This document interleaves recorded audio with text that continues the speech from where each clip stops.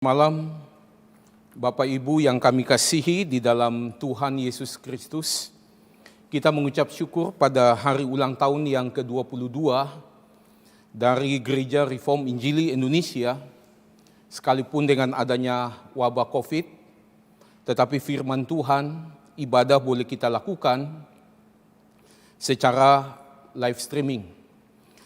Bapak Ibu Saudara, kita akan membuka satu bagian firman dari 2 Tesalonika, surat Paulus 2 Tesalonika, pasal yang pertama, ayatnya yang pertama sampai dengan ayat yang keempat.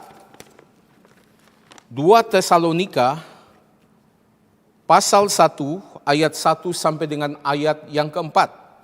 Bapak Ibu, jemaat yang dikasihi Tuhan, konteks daripada 2 Tesalonika ini ketika gereja berada di dalam penganiayaan dan penindasan. Gereja pada saat itu di dalam penderitaan dan kesengsaraan. Sehingga konteksnya saya melihat sangat mirip dengan konteks kita sekarang ini, sekalipun penderitaan di dalam arti yang lain. Mari jemaat yang dikasihi Tuhan, kita membaca ayat 1 sampai dengan ayat yang keempat, 2 Tesalonika pasal 1. Demikian firman Tuhan. Dari Paulus, Silwanus dan Timotius, kepada jemaat orang-orang Tesalonika, di dalam Allah Bapa kita dan di dalam Tuhan Yesus Kristus. Kasih karunia dan damai sejahtera dari Allah Bapa kita, dan dari Tuhan Yesus Kristus menyertai kamu.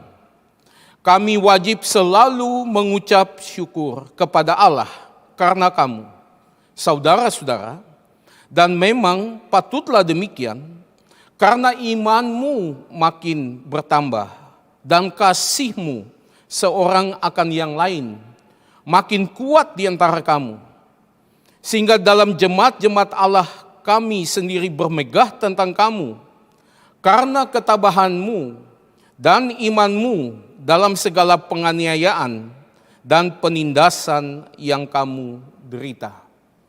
Sekali lagi jemaat yang dikasihi Tuhan, kita menghadap Tuhan di dalam doa. Sebelum kita mendengarkan kebenaran Tuhan, mari kita masuk di dalam doa. Kami datang di hadapan hadirat Tuhan, Allah yang begitu mengasihi kami di dalam Tuhan kami Yesus Kristus. Kami mengucap syukur Tuhan telah menetapkan keselamatan kami di dalam kekekalan dan telah mengorbankan anak-Mu yang tunggal supaya kami boleh mempunyai hidup yang kekal. Kami bersyukur Tuhan yang telah mendirikan gereja-Mu di tengah-tengah dunia ini, di atas pengakuan bahwa Kristus adalah Mesias, anak Allah yang hidup. Kami mengucap syukur ya Tuhan, selama 22 tahun Tuhan telah memberkati gereja-Mu ini. Tuhan yang telah mendirikan gereja Tuhan, memelihara dan memuliakan Engkau melalui gereja-Mu ini ya Tuhan. Pada saat ini ya Tuhan, di tengah-tengah COVID yang mewabah, kami minta belas kasihan Tuhan. Kami menyerahkan hamba-Mu yang hina ke dalam tangan Tuhan. Layakkan dia ketika dia menyampaikan kebenaran Tuhan. Urapi dia dengan kuasa-Mu Allah Roh Kudus. Dan dia akan menyatakan isi hati Tuhan, sabda-Mu yang kekal kepada umat pilihan. Pimpin dan sertai semua peralatan elektronik ini. Kami serahkan ke dalam tangan pengasihan. Hanya di dalam nama Tuhan kami Yesus Kristus, kami panjatkan doa ini, kami mohonkan doa ini kepada Bapa yang di surga. Amin. Bapak Ibu, jemaat yang dikasihi oleh Tuhan, gereja itu adalah pusaka Tuhan. Tuhan membeli gereja, Tuhan mendirikan gereja melalui dengan darah anaknya yang tunggal, Tuhan kita Yesus Kristus. Ketika saya masih di seminari, saya mengambil satu mata kuliah dari Profesor Douglas Kelly. Dan ketika dia masuk di dalam kelas itu, Kalimat yang pertama yang dia ucapkan kepada kami para murid-murid di Reform Theological Seminary. Dia mengatakan, saudara-saudara, Tuhan itu mencipta dua kali. Tuhan mencipta yang pertama itu di dalam kitab Kejadian. Ketika dia mencipta di dalam kitab Kejadian, dia hanya berfirman, maka semuanya itu jadi. Jadilah terang, maka terang pun jadi. Tetapi di dalam kitab Yohanes, ciptaan Tuhan yang kedua kali, Profesor Kelly mengatakan, Tuhan ketika mencipta engkau menjadi manusia baru, ketika Tuhan mendirikan gerejanya, Tuhan itu harus berinkarnasi menjadi manusia. Dan dia harus mengosongkan dirinya, dia harus mengambil rupa seorang hamba, dia menjadi manusia dan dia taat di atas kayu salib, menanggung hukuman dosa dan kutukan daripada Allah Bapa. Jemaat yang dikasihi Tuhan, gereja itu bukan buatan manusia. Jangan samakan gereja dengan korporasi. Saudara, gereja itu bukan bisnis. Gereja itu tidak bisa disamakan dengan pabrik, saudara. Gereja itu juga bukan pula administrasi, ada struktur organisasi. Tapi gereja itu adalah individu-individu. Gereja itu bicara tentang manusia yang sudah ditebus oleh Tuhan. Gereja itu berbicara tentang umat pilihan Tuhan. Jemaat yang dikasihi Tuhan, kalau misalnya kita mempunyai seorang anak yang kita mendapatkan dengan begitu susah payah, yang mungkin istri kita ketika mau melahirkan anak ini, taruhannya itu nyawa. Hampir meninggal istri kita. Lalu kita melihat itu bil rumah sakit itu, bon-bon yang harus kita lunasi. Saudara dan saya harus membayar harga begitu banyak, begitu besar untuk mendapatkan anak kita. Tentunya kita mempunyai ekspektasi yang tinggi terhadap anak ini, bukan? Kita berharap anak ini akan membanggakan kita. Jemaat yang dikasihi Tuhan, ketika Rasul Paulus, Silas, lalu Timotius, mereka mengatakan bahwa gereja Tesalonika adalah gereja yang mereka bisa bangga. Bukan hanya itu, Paulus mengatakan di dalam bacaan kita, dia sampai kepada jemaat-jemaat yang lain yang juga dia dirikan. Dia begitu membanggakan gereja Tesalonika, saudara. Apa yang Paulus banggakan di sini, jemaat yang dikasihi Tuhan? Bukan karena gereja Tesalonika itu mempunyai gedung yang indah, megah, dan besar. Tesalonika tidak mempunyai gedung gereja. Saudara, gereja Tesalonika itu tidak mempunyai anggota yang banyak lalu kita bisa banggakan di situ. Anggotanya kecil, sedikit. Apa yang menjadi kebanggaan gereja, jemaat yang dikasihi Tuhan? Apakah itu karena deposito yang begitu banyak di bank? Apakah karena pendetanya itu selebriti, ya, begitu terkenal? Apakah karena pendetanya itu membawa mobil Mercedes dan sebagainya? Pendeta Stephen Tong pernah mengatakan, jangan bangga terhadap gedung gereja, karena gedung gereja itu adalah berkat Tuhan kepada gereja yang paling kecil. Jemaat yang dikasihi Tuhan, apa yang menjadi kebanggaan daripada Paulus, Silas, dan Timotius? Sampai-sampai gereja Tesalonika begitu dibangga-banggakan sampai dengan jemaat-jemaat yang lain. Mereka mengatakan memuji-muji gereja ini. Ada 4 hal, jemaat yang dikasihi Tuhan, yang membuat Paulus, Silas, dan Timotius begitu membanggakan gereja Tesalonika. Ada 4 hal yang membuat gereja ini begitu memperkenankan hati daripada Tuhan Allah. Hal yang pertama, jemaat yang dikasihi Tuhan, karena Tesalonika ini adalah gereja yang sejati. Jemaat Tesalonika ini adalah genuine believers, saudara. Adalah mereka yang betul-betul adalah umat Tuhan. Dan Paulus di dalam ayat yang pertama dari bacaan kita mengatakan jemaat Tesalonika ini percaya kepada Allah Bapa melalui Yesus Kristus.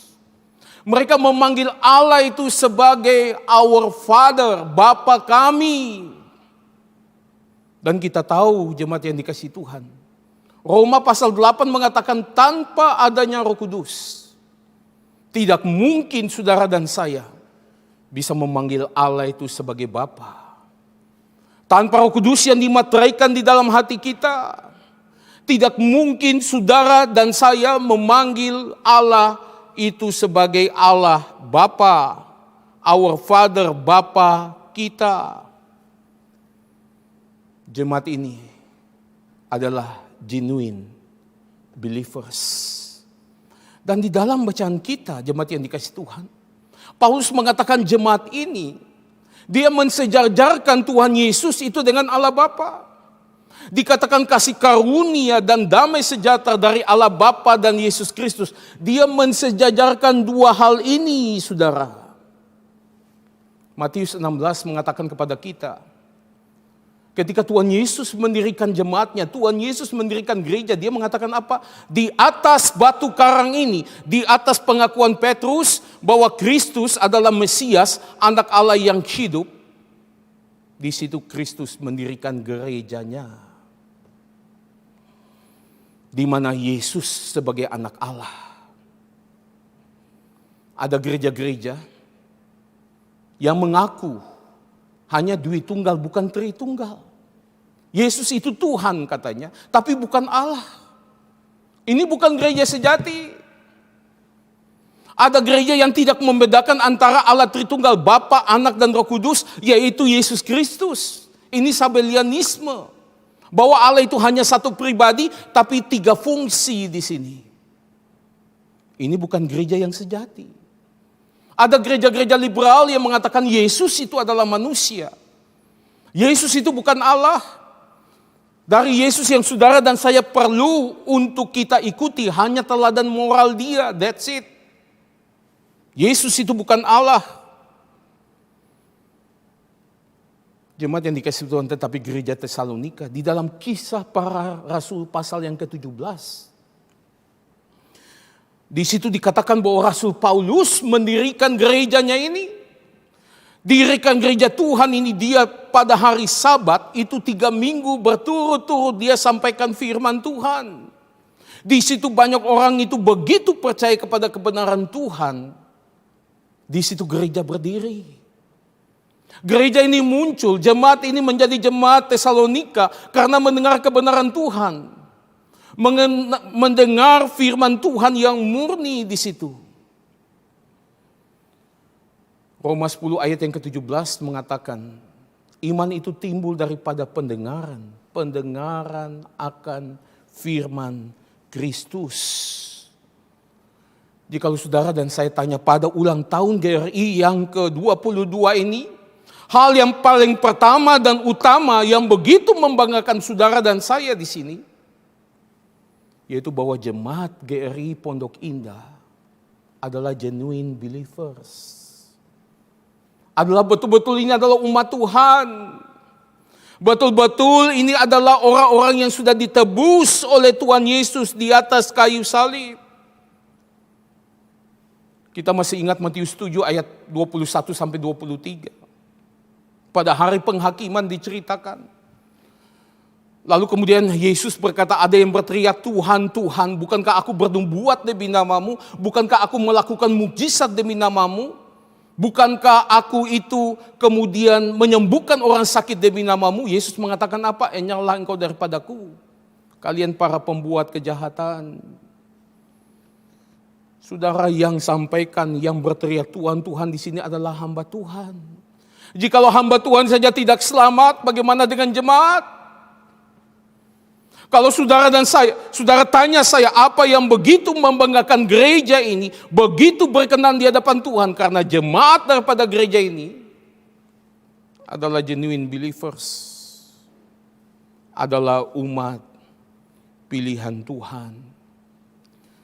Saya mempunyai kerinduan dan saya berdoa untuk kerinduan ini. Jikalau mungkin semua jemaat Pondok Indah itu adalah anak-anak Tuhan. Itu adalah genuine believers. Orang-orang yang nantinya masuk ke kerajaan surga. Tapi saya tahu ini tidak mungkin. Karena apa? Tuhan Yesus dari 12 murid salah satunya itu Yudas, anak setan. Kita tahu Matius pasal yang ke-13 bicara tentang lalang dan gandum. Ini tidak mungkin semua anggota gereja itu adalah genuine believers, tapi paling sedikit, sebagian besar daripada anggota jemaat GERI Pondok Indah itu adalah genuine believers. Saya mengucap syukur tidak habis-habisnya Pendeta Stephen Tong mendirikan gereja Reform Injili Indonesia. Kenapa mesti ada kata Injili? Itu artinya di dalam gereja ini saudara dan saya harus menginjili. Saya bersyukur adanya kita punya firman Tuhan pakai eksposisi jemaat yang dikasih Tuhan. Dan di dalam eksposisi itu kita nggak bisa kontrol maunya kita hari ini tentang apa. Saudara jalan terus, Tuhan akan pimpin. Sehingga di dalam 1 tahun bisa sekian kali ada khotbah penginjilan di situ. Kalau masih ada jemaat yang belum pernah dengar Injil, kembali hatinya diketuk oleh kebenaran firman Tuhan ini. Dan kita tahu setiap Natal, setiap Paskah, kita juga melakukan KKR, kebaktian kebangunan rohani, dan selalu ada altar calling. Beberapa kali ketika saya melakukan altar calling, saya melihat ada juga pengurus yang berdiri. Saya nggak tahu kenapa, saya hanya menyerahkan semua kepada Tuhan. Sekali lagi hal yang paling utama dan pertama, gereja ini memperkenankan hati Tuhan. Adalah jemaatnya itu adalah genuine believers. Ini hal yang pertama, jemaat yang dikasih Tuhan. Yang kedua, kita melihat di dalam bacaan kita, yaitu Rasul Paulus, Silas, dan juga Timotius, di dalam ayat yang ketiga mengatakan, mereka begitu bangga akan gereja Tesalonika, bukan hanya karena genuine believers, tetapi juga karena iman jemaat ini bertumbuh. Mempunyai iman yang sejati itu saja tidak cukup. Di dalam 2 Tesalonika 2 ayat yang ke-14, dikatakan Tuhan Allah memilih engkau dan saya sebelum dunia ini diciptakan dari semula, kemudian menguduskan kita dengan Roh Kudus, membenarkan engkau dan saya dengan Roh Kudus dalam hati kita. Lalu dikatakan jemaat yang dikasih Tuhan, untuk memuliakan Tuhan Yesus. Engkau dan saya dipilih oleh Tuhan. Engkau dan saya menjadi orang Kristen bukan berarti sudah selamat lalu selesai. Tetapi kembali saudara dan saya harus memuliakan, menyatakan kemuliaan Kristus. 2 Tesalonika 2 ayat yang ke-14. Lalu kita melihat bagaimana iman percaya itu bisa tumbuh. Paulus di dalam 2 Timotius pasal 3 dia mengatakan itu melalui 2 hal, firman Tuhan dan penderitaan. Saya ulangi, bahwa iman percaya orang Kristen itu bisa tumbuh melalui firman Tuhan dan ujian penderitaan. Dan kalau kita melihat 1 Tesalonika yang dituliskan oleh Rasul Paulus beberapa bulan sebelumnya, di dalam 1 Tesalonika 3 ayat yang ke-10, Paulus mengatakan saya berdoa siang dan malam supaya Tuhan tambahkan imanmu. Dan di dalam 1 Tesalonika 1 ayat 3, Paulus ada mengatakan satu kalimat, pekerjaan imanmu. Jemaat yang dikasih Tuhan, work of faith. Artinya pekerjaan imanmu di sini, bahwa saudara dan saya bisa tambahkan iman, itu ada andil daripada Tuhan dan sama-sama dengan kita. Saudara dan saya masuk di dalam proses sanctification di sini. Dan di situ jemaat yang dikasih Tuhan, Paulus doa. Lalu kemudian hamba Tuhan di gereja lokal, dia mulai khotbah kebenaran Tuhan. Lalu dia bikin PA untuk melengkapi jemaat Tuhan, untuk iman itu bisa bertumbuh. Tetapi jemaat juga harus membaca firman Tuhan setiap hari. Sehingga jemaat yang dikasihi Tuhan, dikatakan di sini, bahwa setelah beberapa bulan kemudian di 2 Tesalonika bacaan kita ini, Paulus begitu kaget bahwa jemaat ini punya iman itu makin bertumbuh. Dan jemaat yang dikasihi Tuhan, Bapak Ibu, dipakai kata huperauksan di sini. Makin bertumbuh itu huperauksan. Artinya apa? Artinya bertumbuh itu secara eksponensial. Artinya William Hendriksen mengatakan growing beyond measure. Saudara, itu bertumbuh melampaui apa yang diekspektasikan, melampaui apa yang diperkirakan. Jadi bertumbuh itu eksponensial, naik seperti ujung seperti ini. ESV ketika dia menerjemahkan iman yang makin bertumbuh ini, dia pakai istilah growing abundantly. Itu bertumbuh secara berbuah begitu lebat, begitu banyak, saudara.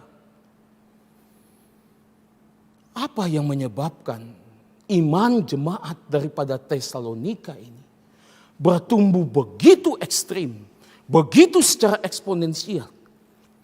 Dan Paulus mengatakan, imanmu begitu bertumbuh di tengah-tengah penganiayaan dan penindasan yang engkau alami. Jemaat yang dikasihi Tuhan, kita melihat melalui penderitaan, melalui kesengsaraan, jemaat yang dikasihi Tuhan, iman saudara dan saya akan bertumbuh.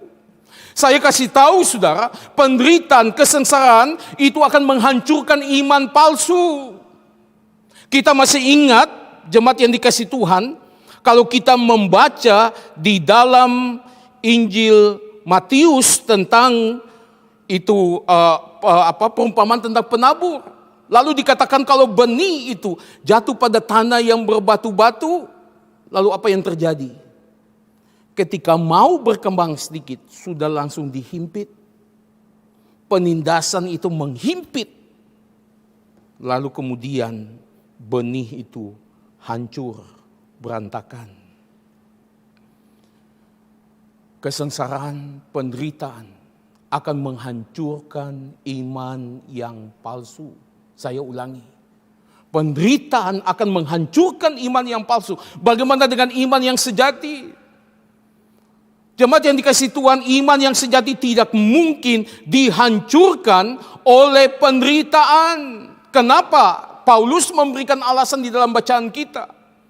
Ada satu kalimat yang begitu unik, dia mengatakan, jemaat orang Tesalonika di dalam Allah Bapa kita dan di dalam Tuhan Yesus Kristus.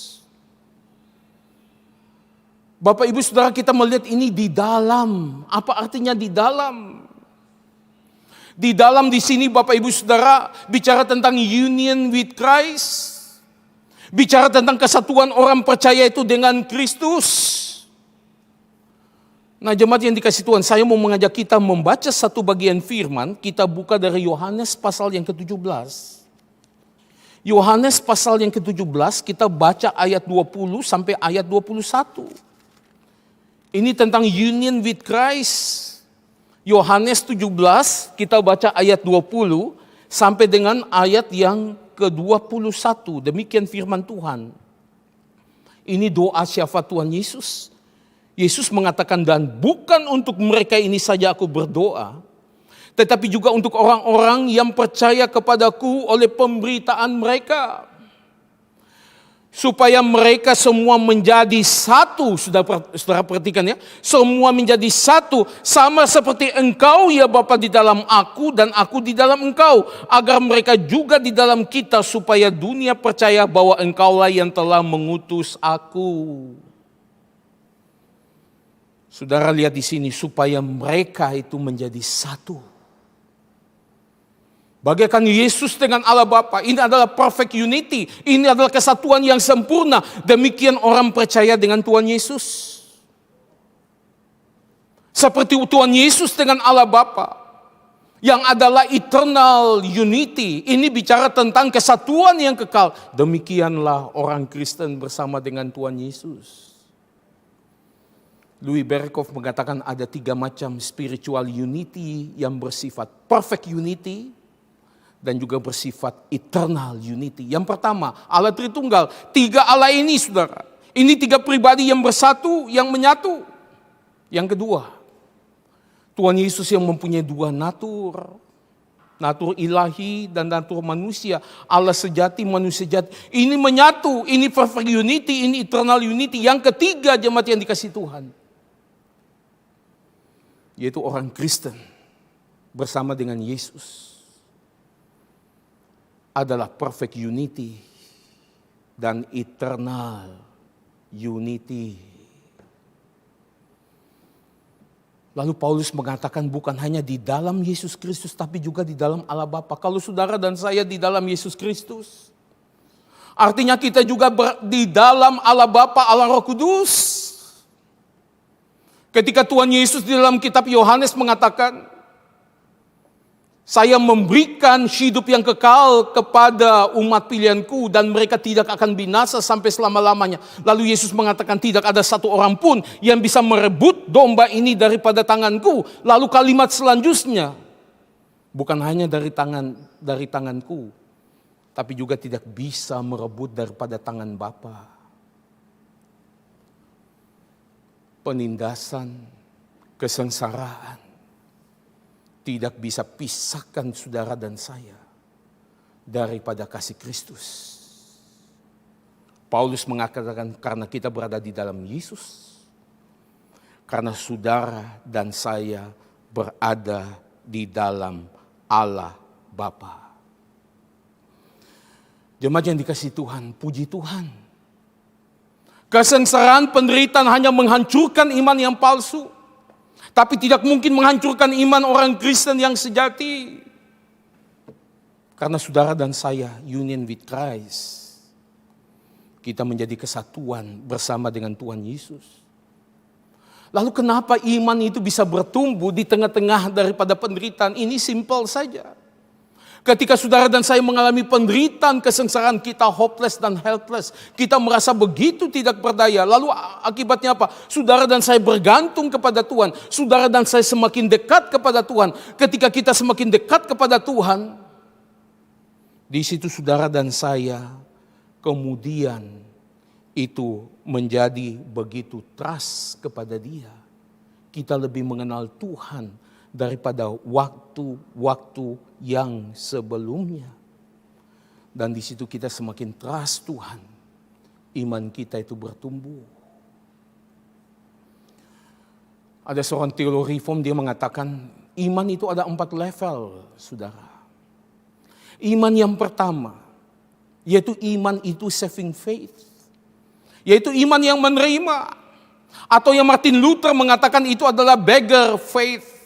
Iman yang seperti pengemis. Saudara dan saya nggak bisa apa-apa selain meminta, dan meminta.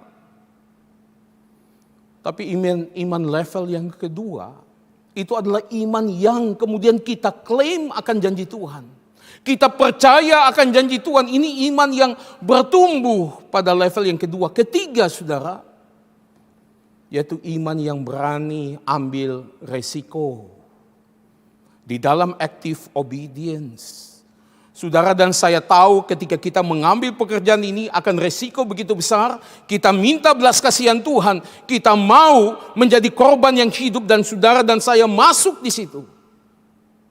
Ini iman level yang ketiga. Iman yang mau ambil risk. Tapi level iman yang paling tinggi. Yaitu iman ketika saudara dan saya di dalam penderitaan, kita melihat kesengsaraan, kesulitan yang begitu luar biasa. Saudara dan saya tahu, Tuhan tahu kemampuan kita. Tidak mungkin melebihi apa yang sudah kekuatan kita. Dan Tuhan Dia betul-betul bikin saudara saya semacam bola itu naik setinggi mungkin melalui kesengsaraan dan penderitaan ini yang Paulus saksikan di dalam iman daripada gereja Tesalonika. Imanmu itu growing abundantly, saudara. Growing beyond measure. Itu hanya mungkin melalui penderitaan, melalui kesengsaraan. Ini yang membuat Paulus, Silas, dan Timoti begitu bangga. Lalu kalau kita baca di dalam Ibrani pasal yang ketiga ayat 18 sampai yang 19. Di situ dikatakan bahwa iman itu paralel dengan ketaatan. Ketika saudara dan saya makin tinggi iman, ketaatan kepada Tuhan itu makin tinggi. Saya ambil contoh, maaf. Kalau waktu kebakaran, ada satu anak balita di atas itu, saya bilang, "Nak, jatuhkan dirimu, Om akan selamatkan engkau di sini." Dia kemudian lihat saya, dia lihat api. Kalau dia percaya saya, dia akan jatuhkan diri dari ketinggian, mungkin 2 lantai. Tapi kalau dia tidak percaya saya, dia tidak akan mentaati saya. Jemaat yang dikasihi Tuhan, bagaimana Paulus, Silas, dan Timotius begitu tahu bahwa iman jemaat Tesalonika itu bertumbuh begitu luar biasa. Karena mereka melihat jemaat-jemaat ini, mereka melihat jemaat-jemaat ini begitu menaati kebenaran Tuhan. Ini hal yang kedua, jemaat yang dikasihi Tuhan. Di mana gereja itu memperkenankan hati Tuhan. Di mana engkau dan saya bisa membuat Tuhan itu bangga di dalam tanda kutip. Yang pertama adalah genuine believers. Yang kedua, iman yang bertumbuh begitu luar biasa melalui penderitaan. Saya berdoa di tengah-tengah menjalani penderitaan waktu COVID ini. Mungkin kita yang mengalami kena virus terinfeksi. Ataupun kita yang tidak mengalami tetapi to some extent kita kena impact-nya. Kena dampak daripada COVID ini. Terutama secara ekonomi. Saya berdoa supaya saudara dan saya, iman kita boleh bertumbuh. Dari mana kita tahu? Dari ketaatan saudara dan saya kepada firman Tuhan, kepada hukum Tuhan. Ini yang kedua. Yang ketiga, jemaat yang dikasihi Tuhan, apa yang membuat Paulus, Silas, dan Timotius mereka begitu bangga akan gereja Tesalonika? Setelah mereka melihat ini genuine believers, mereka melihat iman percaya yang bertumbuh begitu luar biasa. Yang ketiga, tetap di dalam ayat 3 mereka melihat cinta kasih jemaat ini. Cinta kasih satu sama lain itu begitu bertambah. Kembali kepada beberapa bulan yang lalu di dalam 1 Tesalonika, khususnya pasal 1 ayat 3, ketika Paulus mengatakan pekerjaan imanmu, work of faith, itu artinya kita juga harus kerjasama dengan Tuhan. Sekarang dia mengatakan usaha kasihmu. Labor of love. Usaha kasihmu. Jemaat yang dikasihi Tuhan, lalu 1 Tesalonika 3 ayat 12, Paulus mengatakan, saya mohon kepada Tuhan untuk jadikan engkau berkelimpahan di dalam kasih. Dan sekarang 2 Tesalonika setelah beberapa bulan Paulus itu berdoa, jemaat ini kemudian jemaat yang dikasihi Tuhan mereka lakukan bekerja keras melalui itu untuk tumbuhkan iman dan juga di dalam menambahkan cinta kasih.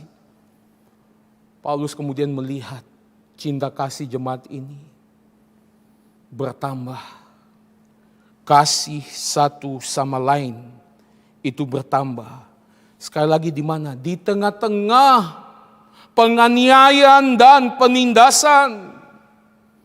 Bapak Ibu, jemaat yang dikasihi Tuhan, penindasan, penderitaan dan kesengsaraan. Ketika engkau dan saya alami, di situ saudara dan saya pertama-tama kita mempunyai rasa empati kepada orang yang menderita karena kita sudah melakukan hal itu. Kita sudah menjalani hal itu. Lalu ketika kita menderita begini, kita mendengar, waduh ada yang menderita itu lebih parah daripada kita. Saudara dan saya tidak lagi punya self-pity. Kita kemudian berdoa untuk orang ini dikuatkan oleh Tuhan. Timbul cinta kasih yang lebih besar. Tapi lebih daripada itu jemaat yang dikasih Tuhan. Di dalam PA penderitaan saya sudah sampaikan beberapa kali. Ketika saudara dan saya diizinkan Tuhan mengalami penindasan, mengalami kesengsaraan, mengalami penderitaan, supaya saudara dan saya menjadi serupa di dalam Kristus, di dalam penderitaan Dia. Saudara dan saya akan mengenal Kristus terutama di dalam penderitaannya. Timbul kemudian kita begitu menghargai penderitaan Kristus. Timbul cinta kasih kita kepada Tuhan. Ketika saudara dan saya punya penderitaan itu menjadi serupa dengan Kristus. Lalu kita akan memiliki apa yang Kristus miliki. Dia begitu mengasihi sesama. Saudara dan saya juga akan muncul cinta kasih yang begitu luar biasa kepada sesama kita. Kita masih ingat Stefanus. Ketika dia begitu menderita. Penderitaan Stefanus ini penderitaan yang sangat-sangat penting. Melalui penderitaan ini, maka Tuhan kemudian izinkan penganiayaan di kota Yerusalem. Sehingga semua murid-murid itu tercerai-berai. Kecuali rasul-rasul yang tetap berada di Yerusalem. Supaya Injil itu bisa diberitakan di mana-mana. Lalu ketika Stefanus dia menderita, saudara, mirip dengan Tuhan Yesus. Dia mengatakan apa? Tuhan jangan tanggungkan dosa ini kepada mereka. Bukankah ini mirip dengan Yesus yang mengatakan, Bapa ampunilah mereka karena mereka tidak tahu apa yang mereka perbuat. Saudara dan saya akan muncul cinta kasih. Cinta kasih Kristus itu akan menyelimuti saudara dan saya. Cinta Tuhan itu cinta apa? Cinta itu adalah sacrificial love. Itu adalah kasih yang berkorban.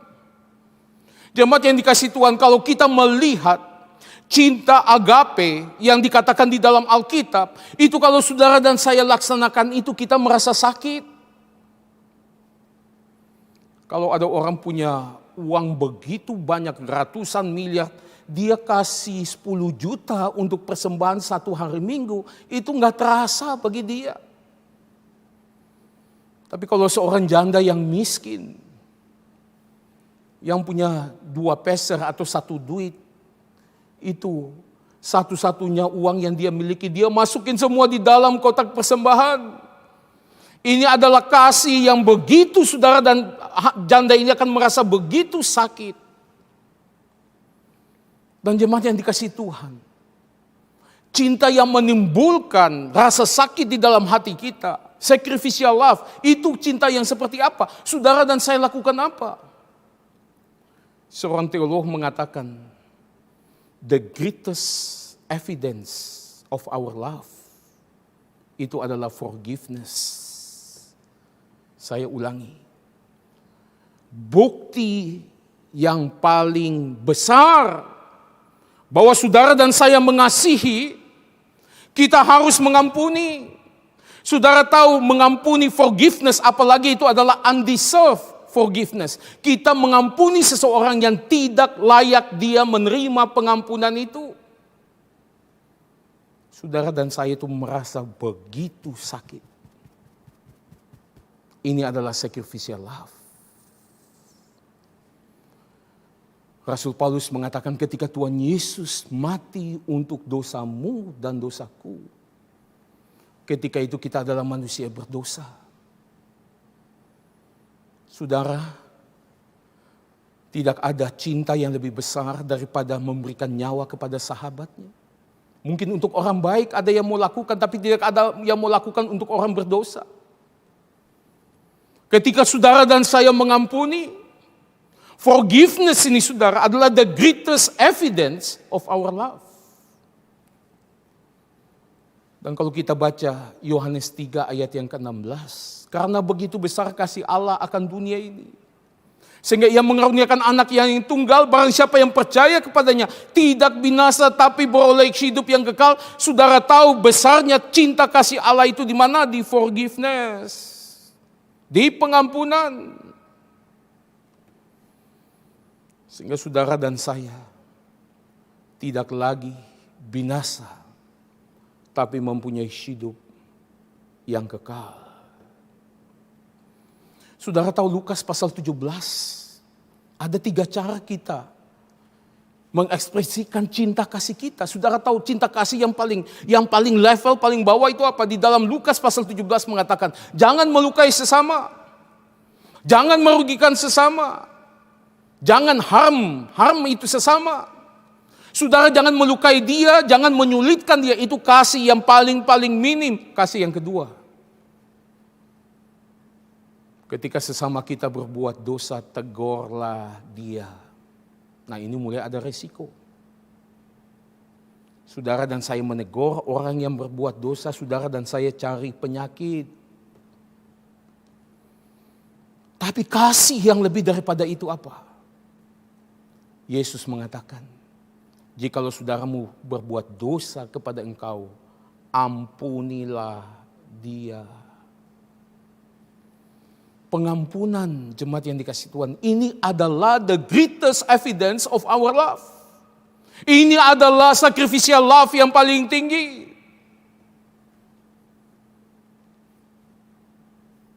Dan jemaat Tesalonika memiliki cinta kasih yang demikian. Sekali lagi saya berdoa, kita berdoa untuk setiap kita. Di tengah-tengah wabah COVID, penderitaan, kesengsaraan ini, Tuhan bukan hanya tumbuhkan iman percaya saudara dan saya, tetapi Tuhan juga, jemaat yang dikasihi Tuhan, itu menambahkan kita punya cinta kasih. Saudara dan saya akan menjadi orang-orang yang bisa mengampuni, yang bisa memaafkan kesalahan sesama kita. Ini yang ketiga. Yang keempat, yang terakhir, apa yang memperkenankan hati Tuhan? Jemaat gereja lokal itu adalah genuine believers, kemudian pertumbuhan iman, kemudian kasih yang bertambah, dan yang terakhir, di dalam ayat yang keempat di dalam bacaan kita, di tengah-tengah penganiayaan dan penindasan ini, jemaat yang dikasihi Tuhan, kita melihat jemaat Tesalonika mempunyai pengharapan, hope itu semakin kuat.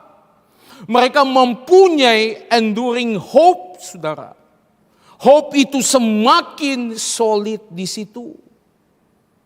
Dikatakan di dalam ayat yang keempat, jemaat yang dikasihi Tuhan, dibilang ketabahanmu. Dalam bahasa aslinya itu adalah kesetiaanmu di sini. Kenapa begitu setia dan sebagainya? Karena ada pengharapan yang bertahan di tengah-tengah penganiayaan dan penindasan. Dan ada penafsir yang mengatakan jemaat yang dikasihi, hope itu merelatifkan dunia. Apa artinya? Artinya umat pilihan Tuhan yang tadinya begitu terpaku di sekeliling dia dengan harta benda dia, dengan segala hobi, entertainment, dan segala macam, saudara. Setelah penderitaan dan kesengsaraan waktu wabah COVID ini, dia mulai disadarkan. Pengharapan dia itu bukan di dalam dunia ini, tapi di dalam dunia yang akan datang. Dia bagaikan musafir yang sedang melintasi dunia ini. Hatinya tidak boleh bercokol di sini, hatinya tidak boleh bertaut di sini. Tapi dia sedang melintasi dunia ini. Dan dia nantinya di dalam dunia yang akan datang, di dalam kerajaan surga, di situ hati jiwa dia bertaut di situ.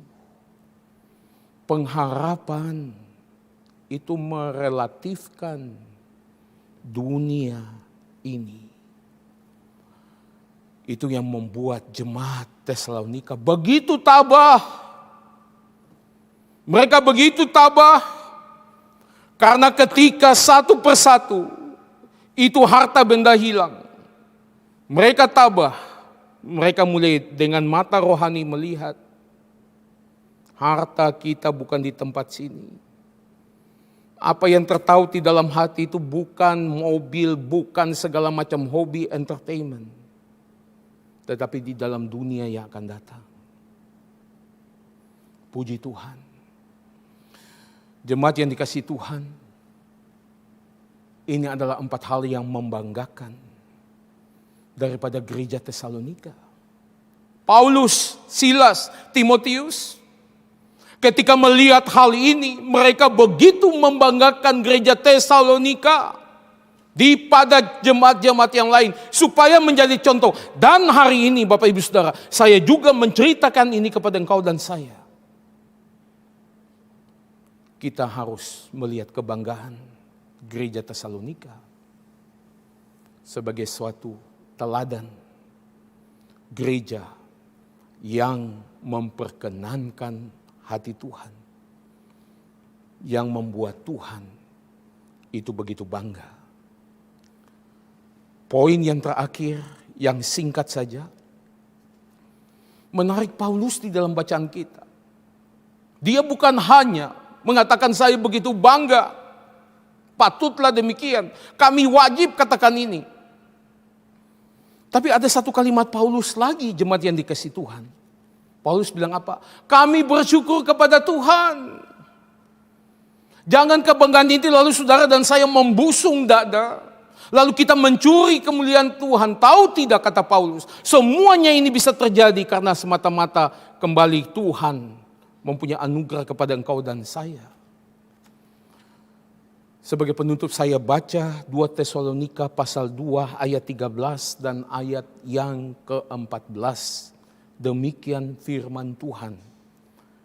2 Tesalonika pasal 2 ayat 13 dan 14. Akan tetapi kami harus selalu mengucap syukur kepada Allah karena kamu, saudara-saudara, yang dikasihi Tuhan, sebab Allah dari mulanya telah memilih kamu untuk diselamatkan dalam roh yang menguduskan dan dalam kebenaran yang kamu percayai. Roh Kudus melepaskan kita daripada kuasa dosa. Roh Kudus juga ketika saudara dan saya dengar firman, Dia akan menyatakan kebenaran itu kepada kita. Ayat 14, untuk itulah Ia telah memanggil kamu oleh Injil yang kami beritakan, sehingga kamu boleh memperoleh kemuliaan Yesus Kristus Tuhan kita. Puji Tuhan. Jemaat yang dikasihi Tuhan, genuine believers, jemaat yang sejati, kemudian iman yang bertumbuh, cinta kasih yang bertambah, dan pengharapan yang semakin kuat di dalam Tuhan. Ketika saudara dan saya di tengah COVID ini, di tengah penderitaan dan kesengsaraan ini, Tuhan menopang dan memimpin engkau dan saya. Amin, saudara. Mari kita masuk di dalam doa. Bapa dalam Tuhan Yesus, kami mengucap syukur atas kebenaran Tuhan yang sudah disampaikan pada malam ini. Mohon belas kasihan Tuhan, pertolongan Tuhan, seperti Rasul Paulus yang berdoa di dalam 1 Tesalonika. Mohon dengan sungguh-sungguh agar jemaat Tuhan, umat pilihan Tuhan di seluruh dunia ini, yang Tuhan izinkan melalui wabah COVID, penderitaan, kesengsaraan, sesuatu yang mencekam, kiranya kami bisa ditumbuhkan iman percayanya, cinta kasih kami semakin bertambah, dan pengharapan kami semakin kuat. Tuhan, tolonglah kami. Berbelas kasihanlah kepada kami ya Tuhan. Sehingga di tengah-tengah penderitaan ini, kami dipersiapkan untuk melayani Tuhan, memuliakan Tuhan yang lebih lagi. Dengar dan sauti doa yang kami panjatkan malam ini.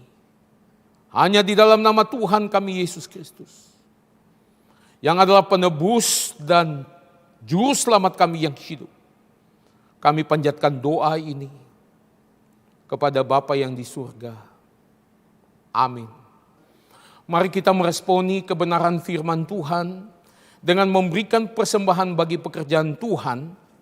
Sambil jemaat yang dikasihi Tuhan, kita akan melakukan pujian seluruh umat Tuhan olehnya dikenal.